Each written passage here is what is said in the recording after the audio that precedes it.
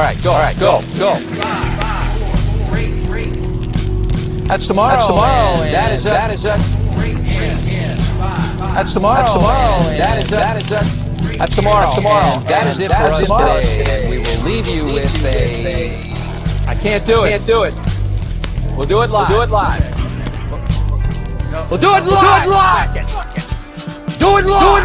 I'll write it. We'll do it live.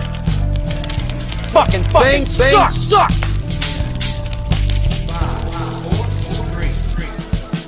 That's tomorrow. That is it for us today. I'm Bill O'Reilly. Thanks again for watching. We'll leave you with Sting and a cut off his new album. Take it away.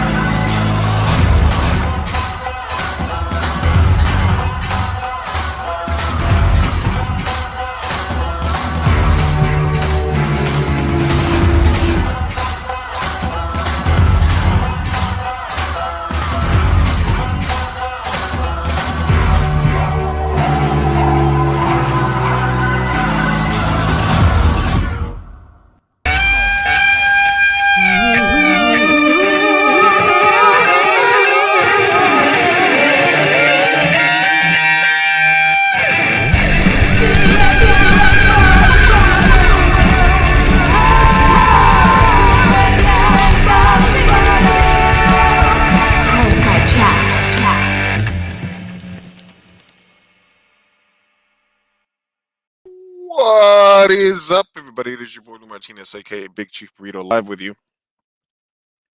on a Saturday. Hybrid fireside chats with Big Chief Burrito / San Diego Latino Film Festival 2021 hybrid event. There's the thumbnail. Boom. San Diego Latino recap. Talking about everything that happened today in the San Diego Latino Film Festival. We're still waiting for the end of the La Condesa Q&A with Miguel Rodriguez from Horrible Imaginings Film Festival. So hopefully he'll stop by after that's done. We also have an open forum for anybody that is a participant of the film festival or a viewer of the film festival. Just let me know, and we will send you the link so you can come join us. Tell us about the kind of movies that you have been watching and what you're more excited about. So today, going to do a quick rundown of the movies that I saw and did QAs for, and also let you know what it is that is happening tomorrow.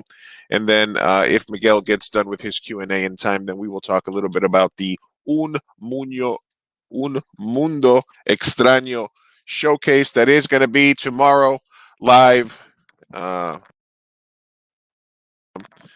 is going to be tomorrow as that's part of the festival. So let's jump right into it. The two films that I did Q&As for today, one was Truly Texas Mexican, which was a film that was mostly based on a book about what we call Tex-Mex cuisine, which I was told today is not really a thing, but it is something. But it is a phrase that is used a lot in the area. It's the cuisine of the indigenous people and the Mexican people of northeast Mexico and the south part of Texas. And it was a really, really interesting story about how the culture and the food of an area really tie the roots of what it is, that it means to be from that area. Everything from the ingredients, the history. There was some really awesome, and it was interesting because it's a Mexican American story of food of Tejanos, Mexicanos, indigenous people of the South. And they got a Uruguayan filmmaker, director, and cinematographer to direct and film the movie. So my main point today when I was talking to the filmmakers was, did that help? Because you would think, hey, if you're doing a Mexican story about Mexican food, that you would want a Latino, Central American or Mexican cat crew to be the ones that do it. But I think having somebody that's far removed from the culture actually gives a fresh pair of eyes to the subject. So it was really interesting, to have that conversation about that, and to kind of talk a little bit at it. They're also re-showing the movie next week sometime. I'm gonna find that for you as I pull up my other screens here that I need to do this stream and podcast with. Again, live in the recap room, the Burrito Lounge, as I like to call it here, for San Diego Latino Film Festival. Honored as always to be asked to be part of the festival and to do anything, literally anything that I can to help, move the festival forward, get more people watching movies, etc., etc. So, if you're tuning in, thanks for joining. The premiere was Thursday. We had a drive-in event. Yesterday was the real virtual kickoff. Today is day two, a long day of movies here on Saturday. Some of the movies that were available to watch today that you will be, the Rita Moreno documentary, screened today. So, like, if you haven't seen that, make sure that if there's only a couple of movies that you're going to watch the Rita Moreno, just a girl who decided to go for a documentary. I've seen nothing but positive reviews. I was able to catch a piece of it today. I'm going to finish it before the end of the day. The Echo in USA Shorts program was today. Viva Mujeres Shorts program. Summertime, Las Siamesas, Tijuana, I Love You, which is another one that I want to finish watching. And of course, right now, La Condesa, which was a horror movie that was part of the Un Mundo Extraño curation that Miguel Rodriguez does for the festival.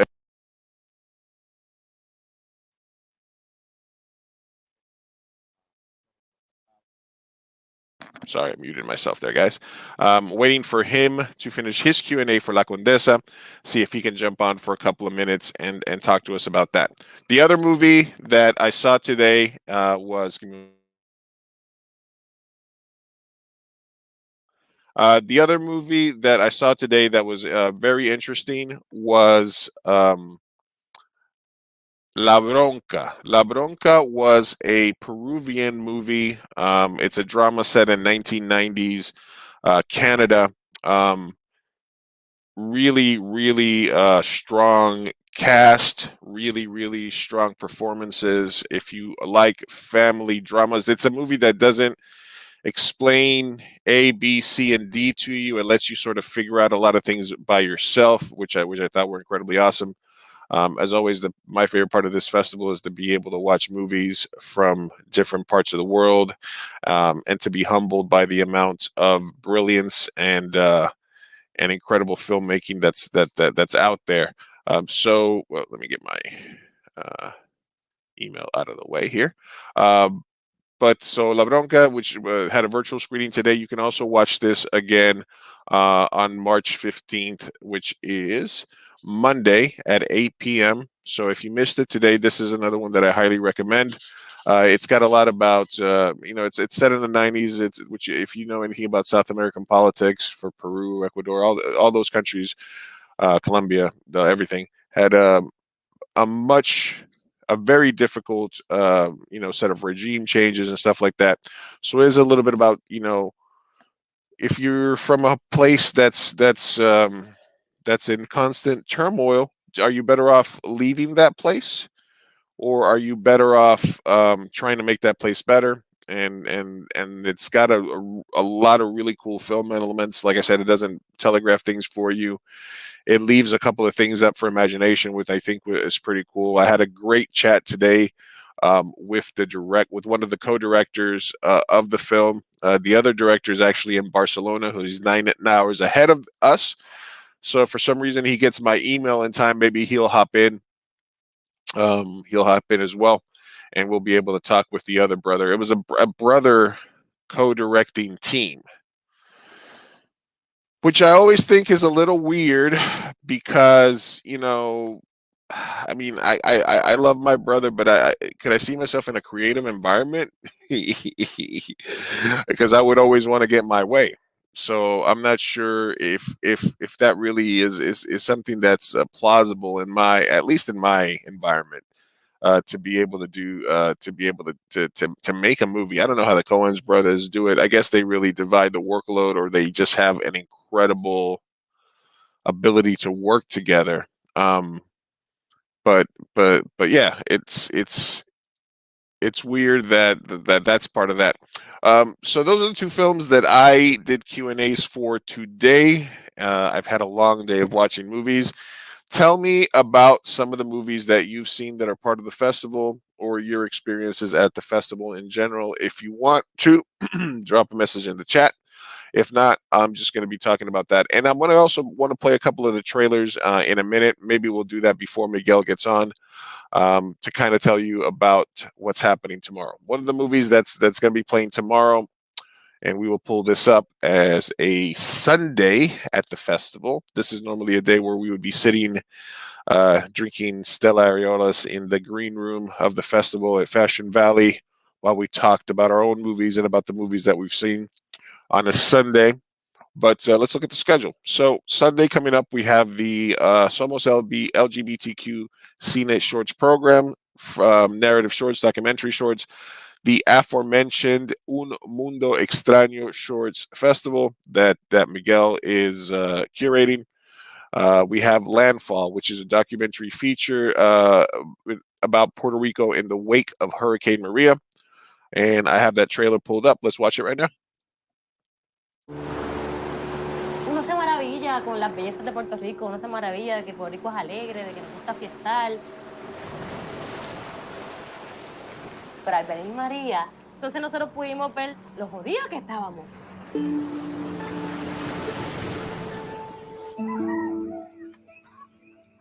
El verdadero desastre vino después. Más de 5,000 personas fallecieron por la inacción precisamente del gobierno. New investors are coming to Puerto Rico, people that want to protect their wealth. Government services should be privatized and put in your hands because you can make money doing it. El gobierno que parece que no le importa la economía en la que tú tienes que sobrevivir. Entonces no es justo. How well is that going right now? Ten mucho cuidado con cómo usted me está hablando, amigo. Usted es un hombre blanco y está en mi terreno.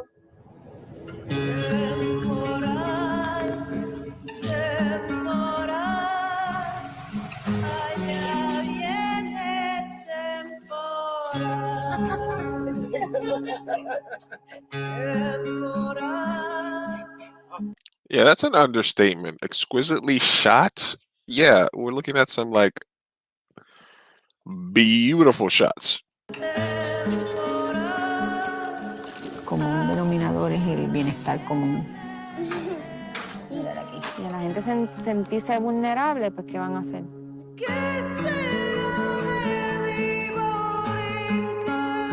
Después de María dijimos, ¿sabes qué? No.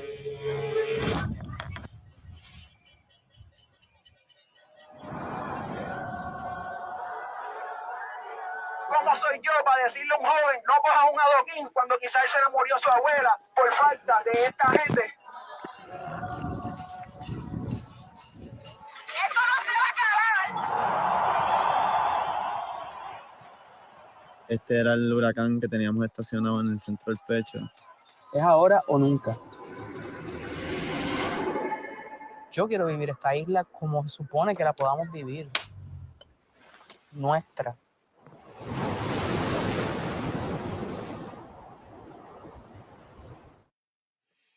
Mhm. Okay. All right. Obviously, magnificently shot. Looks like. And I always like documentaries. Period. But I always like documentaries that are really biting when it comes to people profiting off of other people's misery and suffering. I've always loved that when documentaries expose that in any way, shape, or form. So if you are to all the Puerto Rican family and friends, um, this is definitely a must watch. I'm definitely gonna watch this tomorrow. I feel like I say that after every film, but this also happens to be true of this one. So that's another film that's coming up tomorrow. Wait, hold on a second.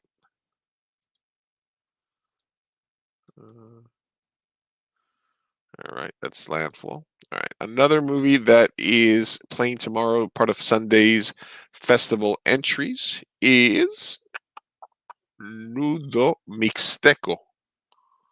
Uh, and we're gonna walk into this one without knowing anything about it, and I'm just gonna play the trailer, which I have not watched yet, so that I can get a honest reaction of how I feel about it as we watch it together.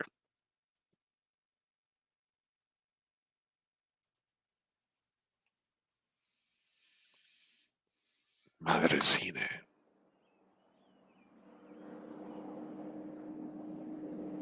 Por la señal de la Santa Cruz, nuestro enemigo, líbranos, Señor, nuestro nombre del Padre, del Hijo y del Espíritu Santo. Amén.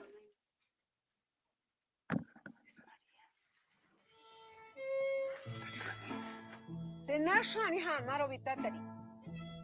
Qué gusto de verte. Yo pensé que te habías olvidado de nosotros. No, está cabrón para olvidarte. Por eso te deja de matarse a tu madre. Fuera de aquí.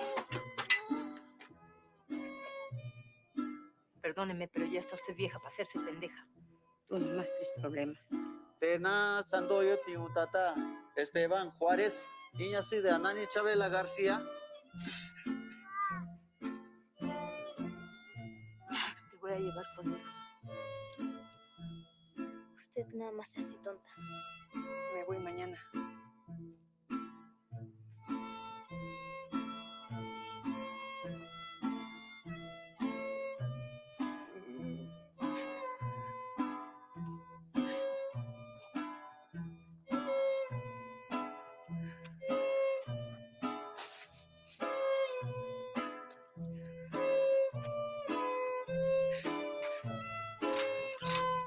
Hasta aquí llegamos. Hmm. All right. First impression is that it feels like a dark comedy. It almost felt like that Liam Neeson movie that was all about him murdering people in the cold, but it had some other elements to it. So I'm interested in seeing. Like I said, I love watching movies that I have no idea what's happening until I just start watching. I love just being absorbing them. So this will definitely. I'm going to watch all the movies anyway, so that'll be fine. Another. So that's Nudo Mixteco. Let me see. Let's see what it says about this movie. 3 stories intertwined during the celebration of San Mateo, the patron saint of Huacan village. Maria buries her mother. Her father rejects her, and in uncertainty, she proposes to be that her childhood love.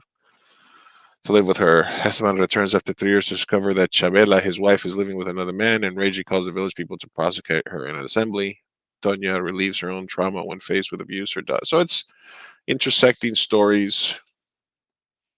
Okay, I can see that.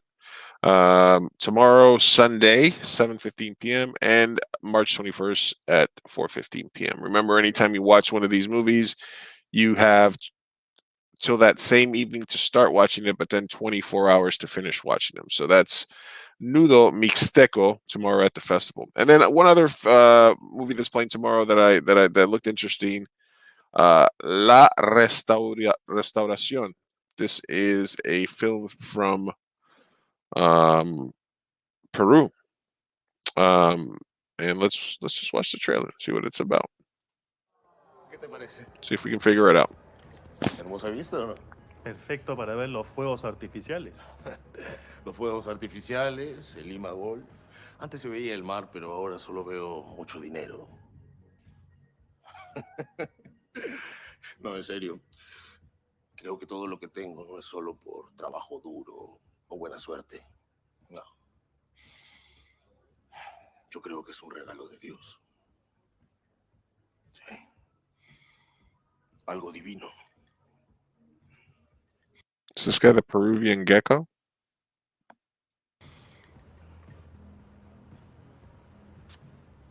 Oye, más bien no tendrás... Sí, claro. Coco, ofrécele al señor un poco de crème brûlée. ¿Mm? No, gracias. Acá está. Hola, guapa. Chicos, perdón por interrumpir. No. ¿Poquito? ¿Vamos? Vamos.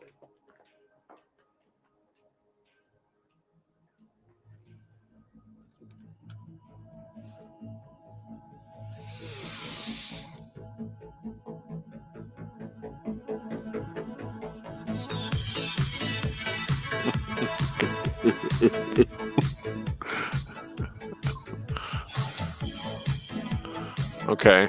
All right.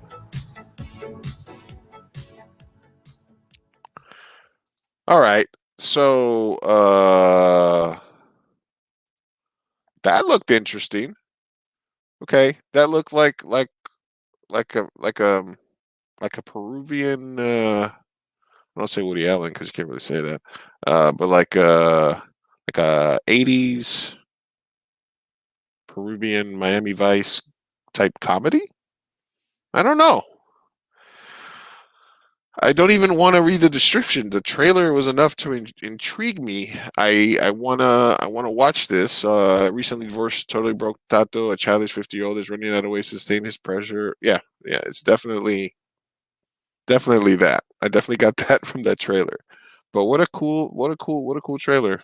Just how the aesthetic of that film is also really cool. It's like a film grain to it. There's a real cool look to it. The trailers is good. Got to say a little triggering with the drug use, but other than that, it's pretty cool. Let's check to see if the other Q&A is done yet, so we can get Miguel in here. Talk festival. All right. Oh, it looks like they just finished. Let us see if he's going to jump on. So we can talk about El Mundo Extraño. So, again, movies that we saw today, truly Texas Mexican. Foodies, food lovers, we talked food fusion, we talked burritos, we talked about a lot of things during the Q&A. So I suggest that you guys watch that and then rewatch the Q&A that'll be available after that. And La Bronca, we're also thinking that possibly the director is going to stop by tonight. If not, that's fine. This is a chill late night stream. Any questions, comments, funny stories, feel free to drop them in the chat and we can talk about it. How are you enjoying your festival so far? What have you seen so far? What's your favorite film? What's the first movie that you obsessed about? How do you feel about movies being remade? Do you think classics to be touched? Or do you think that we should just learn to reappreciate them instead of remaking them every 7 years with a younger cast? These are all good questions. All valid questions. All right, let's see what else we got. Let's watch that Restauración trailer again. Because I like that. ¿Qué te parece? ¿Hermosa vista o no? Perfecto para ver los fuegos artificiales. Los fuegos artificiales, el Lima Golf. Antes se veía el mar, pero ahora solo veo mucho dinero. No, en serio. Creo que todo lo que tengo no es solo por trabajo duro o buena suerte. No. Yo creo que es un regalo de Dios. Sí. Algo divino.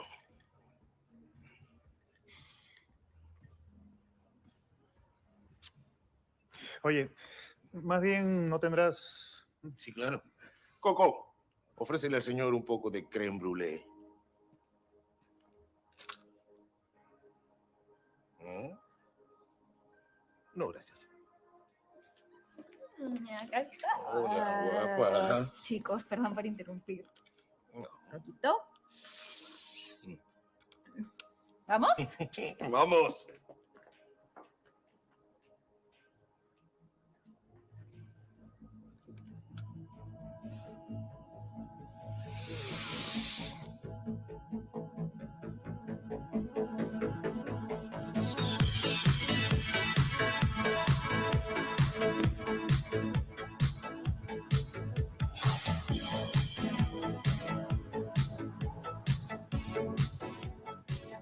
Sounds like the Vice City soundtrack. I might have to bust out the GTA Vice City game after this. Wait, hold on a second. Restauración. All right, so that's La Restauración. Playing tomorrow, 8 p.m., and then also playing next Friday, March 19th as well as part of the festival. Oh, it looks like Miguel might be joining us here.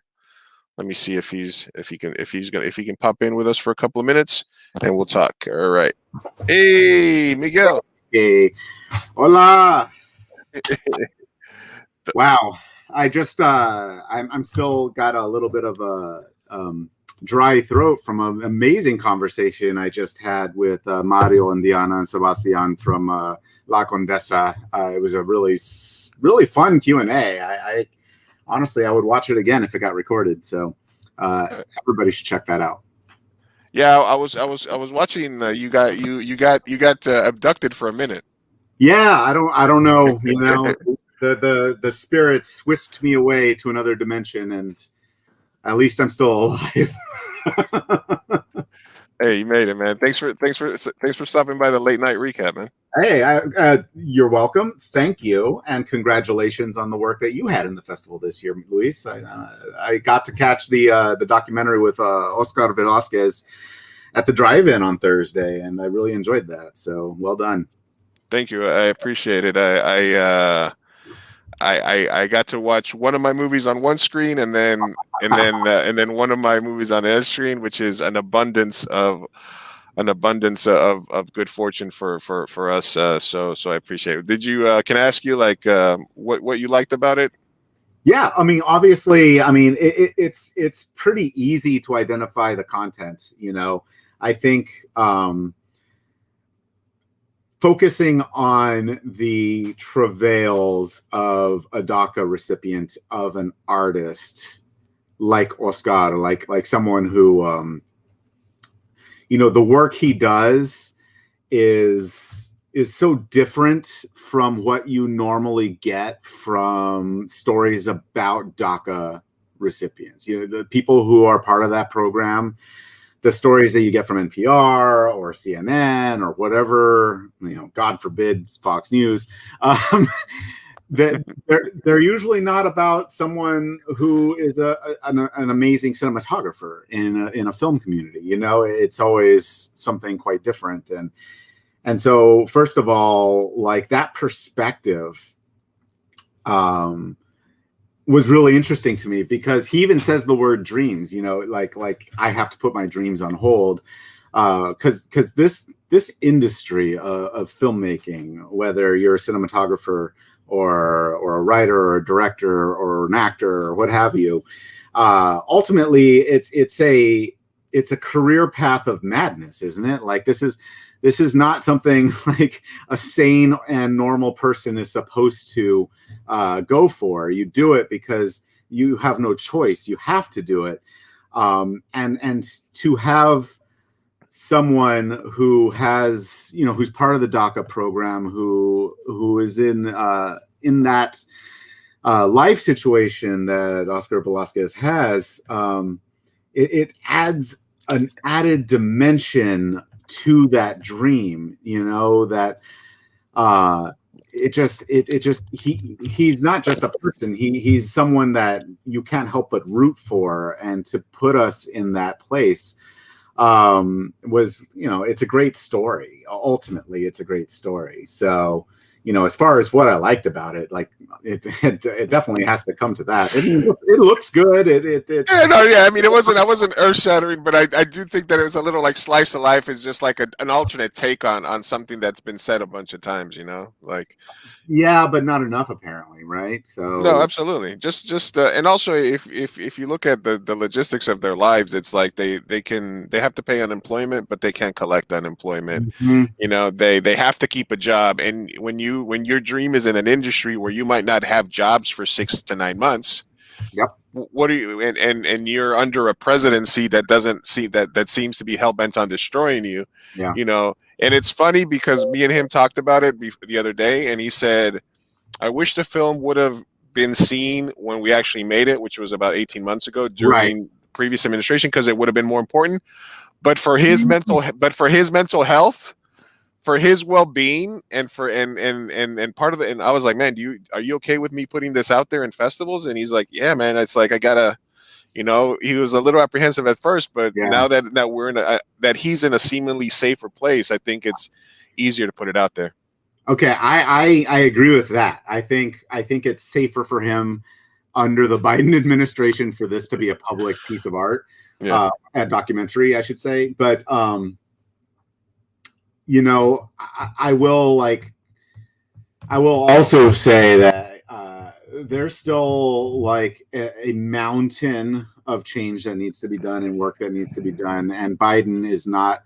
I'm happy he was elected, obviously, but he's not exactly like perfect when it comes to immigration. I think like the first things he's doing in these first couple of months are on, but we still have kids in cages, we still have ICE, we still have all these problems. So I think the story still needs to be told, and I can get why it would have been more impactful under Herr Trump.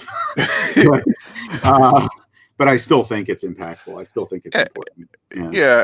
Absolutely. And I forgot what I was going to say right there, but yeah, it definitely no. And Biden got elected because of the fact that we checked and he was physically not Trump, and we were like, all right. I was like, all right, we're sure that Joe Biden is not Donald Trump. Yeah. Yes. Once more in the back, y'all. Biden got elected.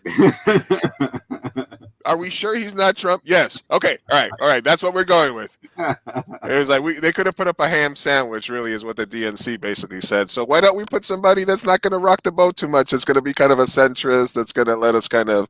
He's not. As like if they had given Bernie his shot, we'd all have like we would have been getting like $1,500 a month, like nonstop for the last year. like every other development. Anyway. All right. Well, let's not segue into like a Sunday morning talk. This has nothing to do with a gothic horror film that I just shared with the world, but I love the movie. I watched it, and then I stuck around for about 75% of your Q&A. Cool. Can you just tell us a little bit about? Obviously, you have your own festival that's one of the top-rated horror festivals in the U.S.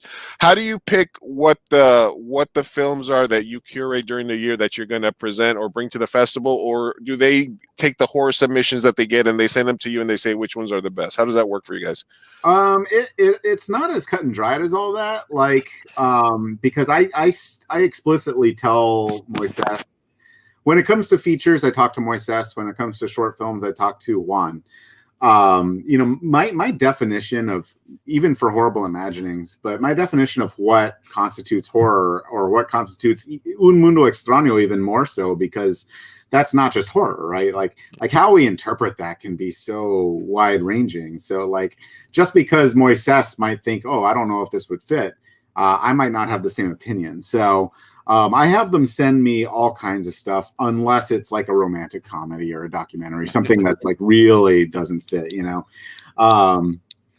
But and then I watch it, and yeah, it's the stuff that I think, you know, as far as what I select, that's a harder question. You know, it ultimately comes down to, first of all, I select stuff that's made well, but it's also like I'm always looking for something that's telling like an authentic like story about the world through the lens of genre. Like, so we're using fantasy or the fantastic, but we're really talking about this other thing, you know.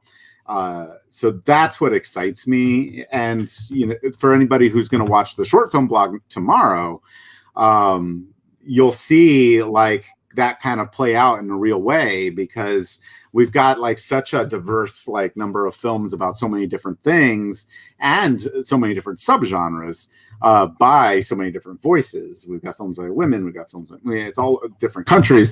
So so you'll see that really play out. But there's horror, there's ghosts, there's science fiction. It gets pretty. That's why I like the short film block, honestly, because it can be such a collection of different things, and that's a lot of fun for me.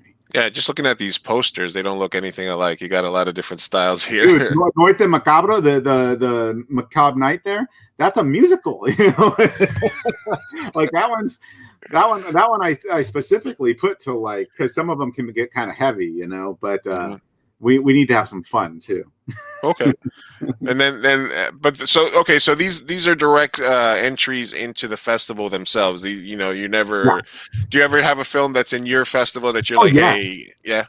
That's happened in the past. It didn't happen this year for a number of reasons. First of all, the pandemic. The pandemic has just fucked everything up. I can say the F word on the absolutely. Yeah. We're on my channel. We're on my channel, not the festivals. Okay. All right, good. Yeah, I mean, so there's that. You know, as far as features go, there were more that I wanted to show, but we ended up not being able to show because of the pandemic. Like, I feel bad for Latino Film Festival, Luis, because they're on the shittiest parts of the pandemic. I mean, yeah, they got canceled a week before or 3 days before. No, the day of. The day of. The day of. It was March 12th. It was opening day, and I was still texting with Ethan. Right? He was like, I don't know. Do you think we should cancel? And then Governor Newsom decided for him. But yeah, it was basically the day of. I'd never experienced anything like that. But now we're on the end, right? And we're in this shitty period where it's still not safe, but it looks like it's going to be safe soon enough that distributors are like, yeah, we'll hold off until it can be in the theater in 2 months. You know what I mean? Yeah. So we end up losing some stuff that way. And that just kind of sucks. And that happened to me with a couple of these films. So, yeah. One quick story though about that, and I've done my rants recently about the festivals and how they take money for filmmakers, and they give you one entry price, but if you want to be in the short film competition, it's an extra $30, and all of a sudden you're spending $120 to enter one film into a festival. But one of the things that I thought was really cool, because once the festival went virtual last year, I got to do all these Q&As, and I got to do a Q&A with this something a la orilla del río, is Uruguayan filmmaker. He had flown in from Uruguay to San Diego. I remember in March. So and he was already here. So what did Moises and Juan do? They took him to Rosarito to eat fish tacos. Of course. What other festival curators are going to do that for you? Oh, you showed up. It's a pandemic. You know what? Let's make the best out of this. Let's go down to Mexico. Let's have some marlin tacos. For what it's worth, Horrible Imaginings would absolutely have done that for our filmmakers too. Absolutely. But you're right. I mean, you're going to get quite an array of stuff. Yeah, what you just told me about paying separate submission fees to be in different, like, that's weird to me.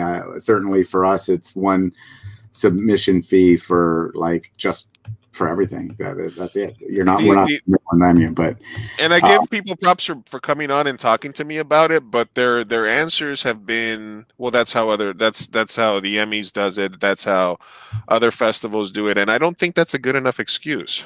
Yeah, no, I mean, I don't want to talk out of school here or seem like I'm shit talking other festivals, but and certainly we're a mid-sized festival. We're not anywhere near. I mean, I'm not gonna. Sure, I could say like that's the way the Emmys does it, but like that's precisely why it's not how we do it. We don't want to be the Emmys, but again, we have a name like Horrible Imaginings. We're setting ourselves apart as far and Latino the same way. Like Ethan's always been very conscious about making this accessible to filmmakers.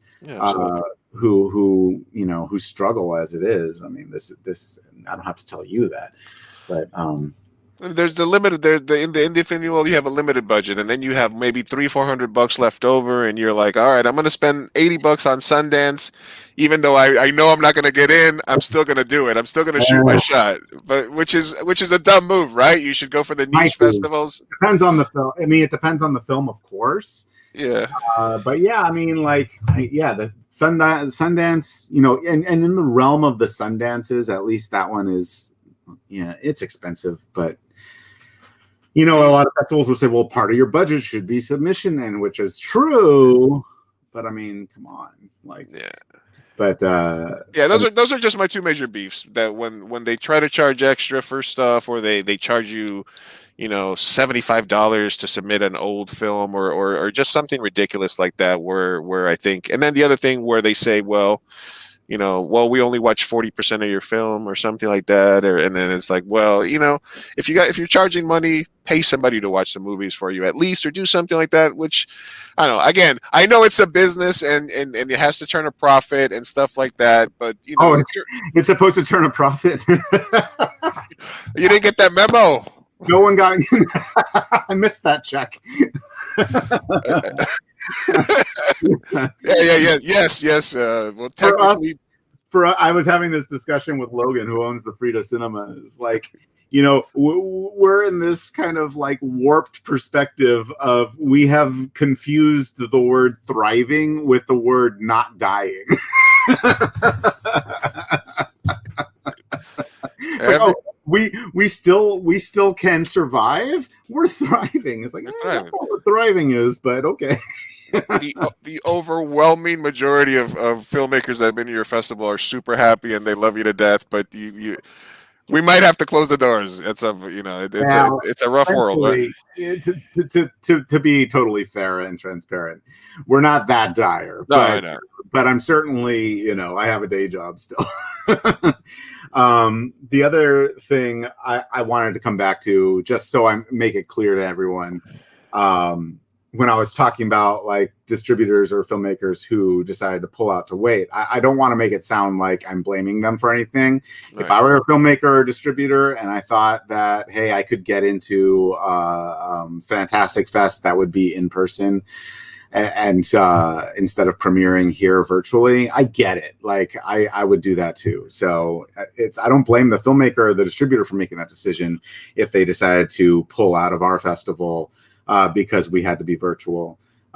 It's the situation that sucks. It's not them. So absolutely. I just want to make that clear in case anyone thought I was pissed off at the filmmakers, distributors. That's not the case at all. It's just I wanted to show your film and now I can't. It sucks, and I'm still smacking from last year, man. Like I'm stoked that La Llorona is blowing up and qualifying for the Latin American Oscars and all this stuff. It's a brilliant film, and that Americans are getting to see it and talk about it because it's on Shudder. But man, I didn't get to show it in the theater last year. I picked that because I wanted to show it in a theater last year. Bacurau, same thing. I'm stoked that it's getting a lot of press, streaming wise. But yeah, I didn't get to show it, and I'm bummed. I would have loved to be able to say, oh yeah, I showed that and had an interview with the directors at Latino Film Festival last year. I'm glad you liked it. Yes, it's a brilliant film. And I got fucked. So yeah, I'm still hurting from that, and now I'm gonna have to hurt from this one too. On the plus side, I saw that your girl Gigi just wrapped her Amazon Blumhouse movie. Yep, she's killing it, man. Yeah, I haven't seen any shots or behind the scenes for this Blumhouse piece, but she's definitely killing it. And then another side note from what you said, which is also true, I did a Q&A today for some filmmakers that did Truly Texan Mexican, and they basically said that the film was about South Texas, Northeast Mexico cooking, and it was being financed by restaurants in Houston and in that area, and they were finished like right as the pandemic struck, and the restaurants were like, "We can't give you no more money." Yeah. Man, what a nightmare. Like your financiers are putting money into this thing that's supposed to be like, yeah, this is going to draw people to come eat food here and blah blah blah. We're all going to benefit, and all of a sudden it's like, nope, takeout only. Sucks. All of this sucks. I've had a bad mental health year, but yeah. I mean, so has everybody. So I feel like an idiot even like saying that or complaining about it. But yeah, that's just nightmarish. I will say, if those filmmakers ever catch wind of this, my mom, who I bought a pass for, like one of the benefits of virtual is this is open to the US, right? So I bought a pass for my mom so she could watch some stuff. And she sent me a Facebook message that says, Truly Texas Mexican was so great. So she was a fan. I have not been able to see that title yet, but because she sent me that message, I went and reserved it so I can peep it probably after we get off. Although I also want to see that Rita Moreno documentary. Yeah, that's awesome. And also sleep, because we're losing an hour. Oh, yeah, that's right. And I have a short film block tomorrow to talk to filmmakers about. I hear I've got a full group tomorrow for that Q&A. So that's always good. That's always good to get the 10 people and you see the other 3 at the bottom because they haven't talked in like 30 minutes to getting bored. So you're like, okay, I got to ask this person a question. Trust me. Yeah, when I do those, because I've done this a bunch now, I always start out like, y'all use the chat, because we're going to talk about this movie for 15 minutes and you're going to be quiet. And so, that's one thing that, again, this is your channel, so I'll be honest here. One thing I don't dig too much about the StreamYard is everybody sees everybody all the time. Yeah, there's something about the Zoom that'll just pop you up when you're talking. That's really like. Yeah, and Horrible Imagining sprung for webinar, so we literally have. When we do the short film, especially like the short film discussions, especially. But I can do this, Miguel. See, I just switched. Yeah, okay. That's fancy. But like, we actually have the people who are not talking that time. It's like, yeah, turn your camera off, and then like they disappear completely. You don't like when you're using webinar, the audience doesn't even see like their name or the black rectangle or anything. So it's a cleaner experience. It's expensive, but it's a cleaner experience. And then like when I have the recording to send to the filmmakers, I was like, look, it's really clean. It's focused just on your film. You could do what you want. So that's pretty nice. But you're absolutely right. Like when it comes to those short film discussions, and it's like a Brady Bunch tiles, and half the people are just sitting there waiting for their turn. It's kind of awkward. Now, so the good things about this year's festival was the drive-in event, which I thought was like the safest way to do it. Can you tell me a little bit, because I didn't get to watch it, what you thought of Los Giles? I thought it was fun. Is it like an Ocean's 11 type deal? Like, is that kind of like what it is? No. I thought that's what it was going to be, because the way they describe it on the site is a heist movie. And it is a heist movie. But so I'm actually going to recommend this for people, because I thought it was a blast. I went in knowing nothing, but ultimately So it's about this very small Argentine village that's basically dying, and the way they come up with this plan to kind of save themselves as a community, and that's to there's this old granary building that's in town that has been abandoned by the industry, so it's just been sitting dormant for decades. This huge factory basically. And so they decide to buy it and live there as a cooperative, right? A commune, essentially. And so they get like all these people in the community together. They pool the money, including one of the more wealthy people who helps them actually get the money to purchase this thing. They put the money in the bank the day before the economy collapses and they lose everything. Oh, okay. But what they end up hearing through the grapevine is the bank teller got together with some other guy and pulled a lot of the cash out.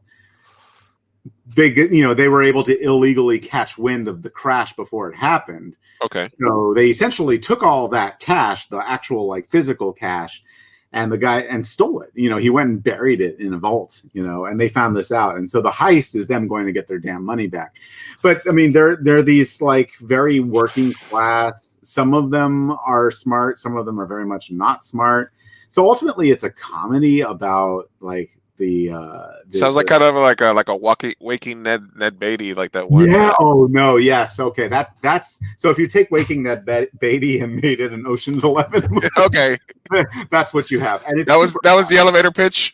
Yeah, it's super fun. Okay. I really enjoyed it, man. And yeah, the event as a whole at the drive-in at the South Bay was a lot of. I'm super glad they did that because it was just nice to, even for a few minutes with masks on, like bump elbows with Ethan and Moises and Juan and see everybody and have a step and repeat and all that. So that was cool. Yeah, it was the San Diego Latino took over the South Bay, which is appropriate because it was the Frontera Filmmakers Showcase, and you could literally like just peek your head up a little bit and see the border. The brutal thing was there was the one, what was it called? There was the one, so in the Frontera docs, because that film that I saw played with the documentaries, obviously, because I saw yours.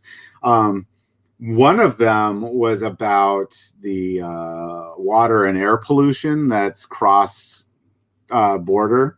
The border industrial complex? Yeah, and so me and Beth Accomando was in the car with me. And we're like, yeah, everything that this documentary is talking about right now, we're like 2 minutes away from right now. We're sitting in the middle of this shit.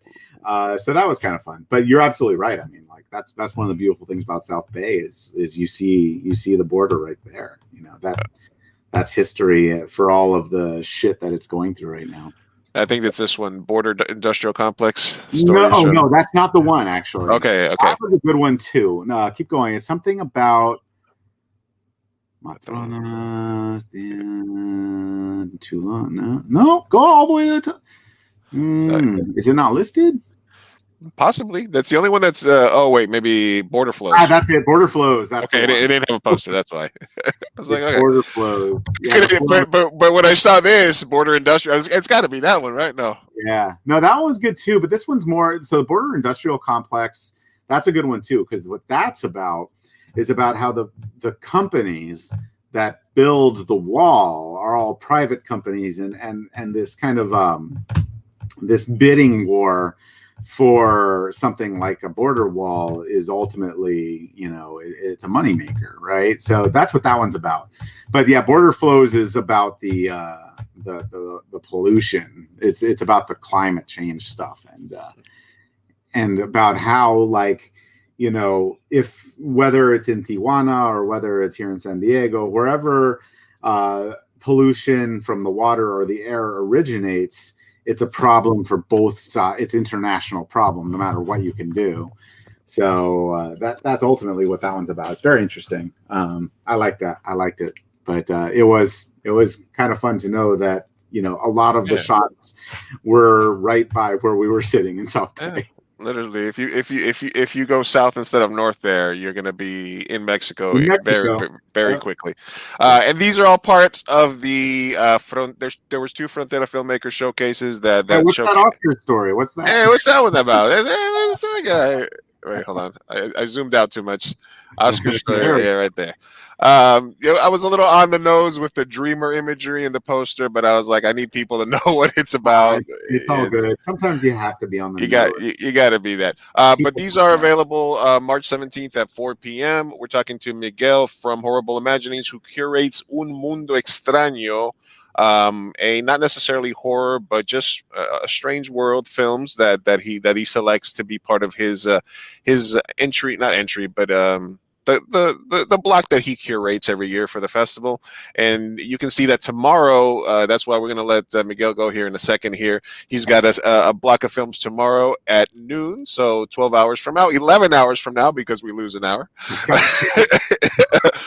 But besides what you told us about the does anyone can you just pick one of these other ones and tell me like a little bit about which ones, like La Bruja, El Final del So Mar? I like them all, so it's hard to pick one out. So, but I will say, all right. So the first 2. All right, let's go with the first 2 because I purposely put those next to each other. Okay. So we've got La Bruja and Hear the Water. They're both about witches, right? La Bruja is very much a story like my grandmother would have told me. It's from Mexico. It's very much like it's an interesting take on it, but it's about a scary witch story, right? It's a folk horror. It's followed by a period piece that's another witch story, but this one's a little bit more of a contemporary take, in that it's got a feminist take to it, about how we have treated witchcraft has ultimately been about oppressing women, and that's so having those next to each other, I was kind of sneaky, so that was fun. Scroll down a little bit. I want to point out there's a great creature feature. I think no, you passed it actually. It is the water one. Yeah,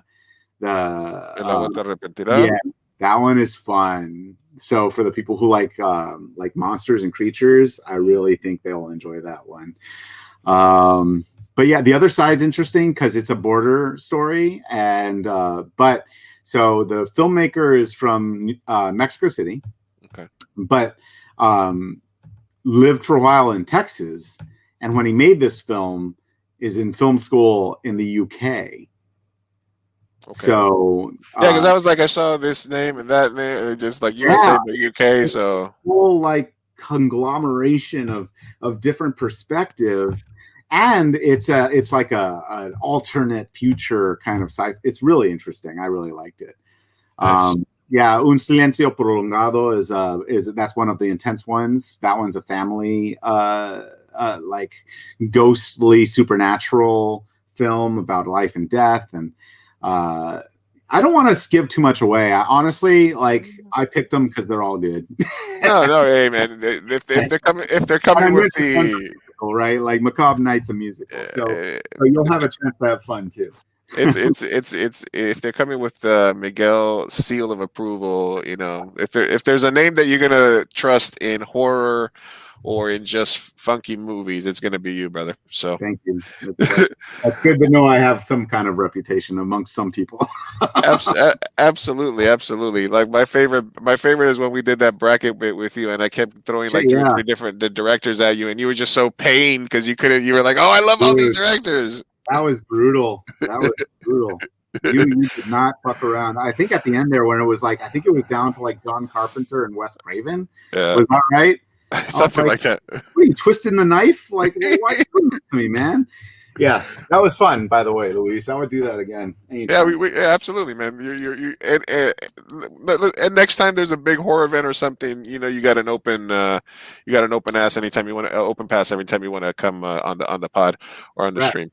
Okay. So thank you for and then the movie that I always tell you that I always remember because I think you curated like 2 years ago for this was that one that ends with the alien abduction. That's all about 1974. Yeah, oh my God, I love that movie so much. So it's funny that you bring that up now because are you on Clubhouse yet, Luis? Yes, I am. All right, I don't know if I followed you or not. I'm gonna have to go. Hey, I'll figure it out. I'll make sure. Yeah, I'll make sure. So I've been like obsessed with Clubhouse these last few days, and I've been on all the horror rooms, of course. Mm-hmm. But there was one where we got into this whole conversation about found footage, and everybody was talking about their favorite films. I was like, y'all, you don't even know. Like, I programmed this film for Latino a few years ago, and it still hasn't gotten U.S. distribution, and people need to see it because it's a found footage movie from 1970. Like, it takes place in 1974, shot completely on Super 8 film. And I still like, anyway, so I want to reach out. The director's name is Victor Draede, and he from Mexico, and I want to reach out to him and be like, yo, what's the status? Because I keep telling people about this movie and they can't see it. Might have to have him on the podcast too. Huh? Yeah, that's just one of my awesome ones. That I just remember like walking out of like, but that wasn't shot in 1974. That was just made to look like it was. It took place in 1974. It was shot a couple of years.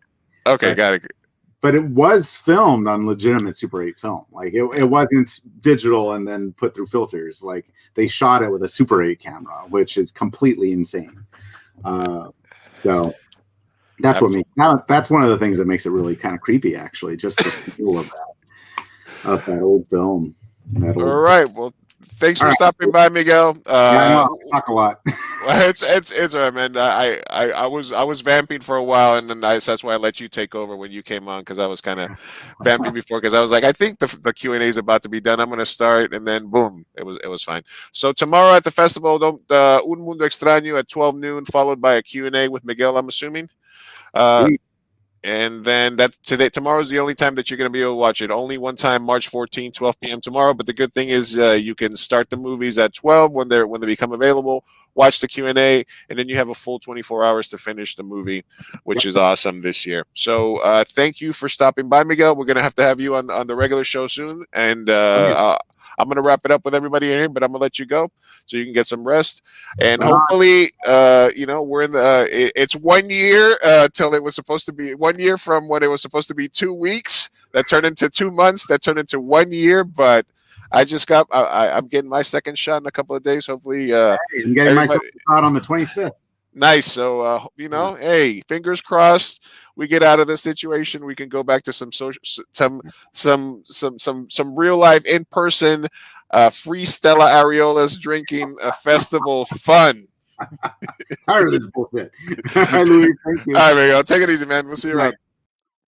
All right, guys. That was Miguel. Thank you for stopping by from Horrible Imaginings Film Festival, talking about the Un Mundo Extraño short film block. He gave us a little insight into all the movies. So make sure that you go to the San Diego Latino Film Festival page, buy yourself some tickets. They're like $12, and you can watch a full block, and then check in for the Q&As after the fact. So that's going to do it for us tonight. Thank you, everybody that stopped by. Send me messages. We will be doing this every night of the festival, so I still got 5 days. I did 2 Q&As and a late night stream tonight. So that's three for me. And we will see you guys. And also on the 15th, Oscar Story, you can watch it again.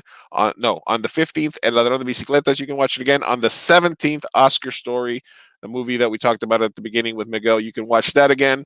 But there is so much to watch, literally something for everybody at this year's festival. So make sure that you support Latinx, Latino films from all over the world. This is Big Chief Burrito. We're out.